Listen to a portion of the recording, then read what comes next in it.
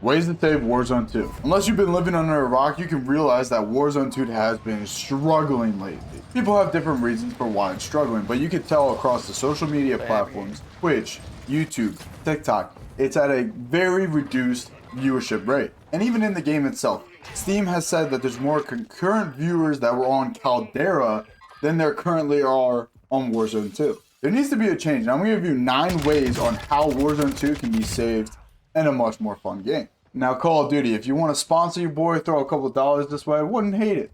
Way number 1, decrease the TTK. Anyone that you talk to, whether it's casuals, competitive, streamers, that the TTK is incredibly fast. Now, there are 2 different ways to fix this TTK. One of them being you reduce the damage on all the weapons across the board. Don't think this is a great idea because in the past we've seen that if they try to nerf or buff a gun, sometimes it gets crazy broken or some glitch comes out. So I'm thinking that's probably not the best way, but still an idea. The second, I think the easier way to get it done, and they also done this before, is increasing the health pool of every player. Either do one or the other, or you could do both, where you can increase the shield amount. So that way everyone's health pool is at a higher rate, making that the weapons that are going right now not as strong because you have to hit more of your shots. A lot of people say that there's no skill gap in this game or a very small skill gap. I think there's some logic to that, and I think part of the reason why is because of the TTK. Number 2, if you get a team wipe, you should be able to get extra money for whoever is alive on your team. Across the map, there's a lot of places that don't have great money pool. That's why so many people off the start of the games land at safe crackers, because they want to try to get as much money as possible so they can get their loadouts, the perks, and everything like that. Really, the only ways to get money fast is to do a contract, do a stronghold, or land at the airport. I think that's incredibly limited for an overall large map. So I think implementing this would make it so it's more competitive and you have an extra bonus for getting elimination. Idea number 3, plating while running. Now, a lot of people have asked for plating while running to be incorporated like it was in Warzone 1. I understand their logic for not putting it in, but I think it needs to be changed. The reason why they probably won't do this is because a Call of Duty dev has already said they're not looking to implement plating while running. Now, although I think it's wrong, his logic was the fact that you should be at a disadvantage while plating because you took the hits. I think there's some logic to that, but I also think there's logic that plating in and of itself puts you at a disadvantage. Your pull-out time for your weapon, canceling the shield, or finishing the shield, then pulling out your weapon, that's a lot of time where people can push and catch you off guard. So I think they could implement this back into the game, and it still would be a good thing across the board. Or this might be a personal thing, but redo Ahkdar Village. The village is just a horrible building design. Multiple buildings, you can't get inside, you can only go from up top. Other buildings, the doors are inside to go upstairs, others are on the outside, or a separate door, or railings.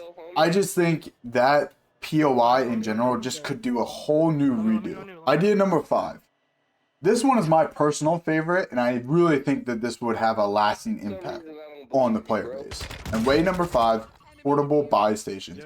I think portable buy stations should be a rare item that you can find when doing certain contracts. You have a possibility when you do a safe cracker that one drops, or you do a black site and one of them drops for you. Black site is you do the stronghold first, then you have to do the black site. An extra reward for doing all that hard work. You could also implement this at buy stations where you could buy one, kind of how they have it now, where you could buy it at random buy stations and have it be X amount of money. Sometimes even in the 4th or 5th circle, there's one buy station and you know everyone's going to be watching that or trying to go for it.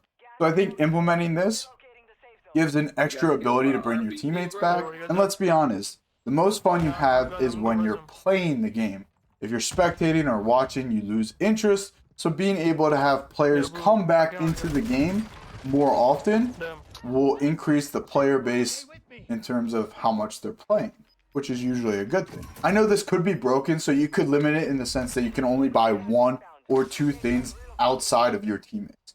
So if you have 3 teammates and you have, let's say, 16K, you're able to buy all 3 teammates, and then you have a choice of 1 item that you can buy, whether that's 1 gun or whether that is a UAV or something else. that logic could stay for your teammates as well. They can come in, they can land on that buy, and they can buy one item. In terms of a delivery standpoint, I think it could be like loadouts where smoke is in the air, and with buy stations in general, the fireworks shoots up in the sky to notify someone just got brought back. And you incorporate that, you incorporate the smoke of calling in a loadout, bam, fixed. I think this is a great way. This is my personal favorite. Idea number 6 is removing the Gulag. I know some people love the 2v2 Gulag. I think it's a good idea in theory. I just don't think it works anymore in the sense that so many people don't play, aren't good. You get one elim, you crack the other guy, and your teammate just loses a 1v1. You outplayed a majority of the enemy, but you still get punished for your team's lack of ability. I also think the jailer aspect of it as well. It's funny at first when you're like, let's all eliminate the jailer and then we can all come back. I think that's cool. I think that's died down. And I just don't like the fact that I can't hear him. And then all of a sudden, bam, the jailer's right there. Bring back 1v1. You earn your spot to come back. I think that's the best way. Way number 7, and I don't understand how that's just still not in the game. Call of Duty, what are we doing? If you eliminate someone that has a better backpack than you do, you can tell because the backpacks on the ground look very different from the backpack that you normally have. There's the smaller one, there's the medium one, and you could tell because there's a design difference, and then there's the large one. You can see it on the ground, but you can't pick it up. And even if you get eliminated, you come back, you see your loot, you're grabbing all your loot. What can you not grab? Your backpack. So you're most likely leaving things there. I'm very passionate about this one because how is it not in the game already? Come on, what are we doing? Put that in there. Jeez. But I would still like a sponsorship. Reason number 8. You just added this back into the game and it flopped super hard. That way to fix Call of Duty Warzone 2 is loadouts. $32,000 for quads? Are we joking? I understand the logic behind $8,000 in increments and going up, but what?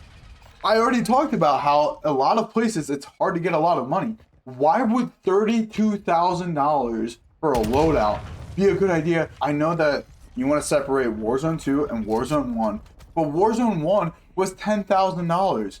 Warzone 2 is 30. That's a 3.2x cost to buy a loadout.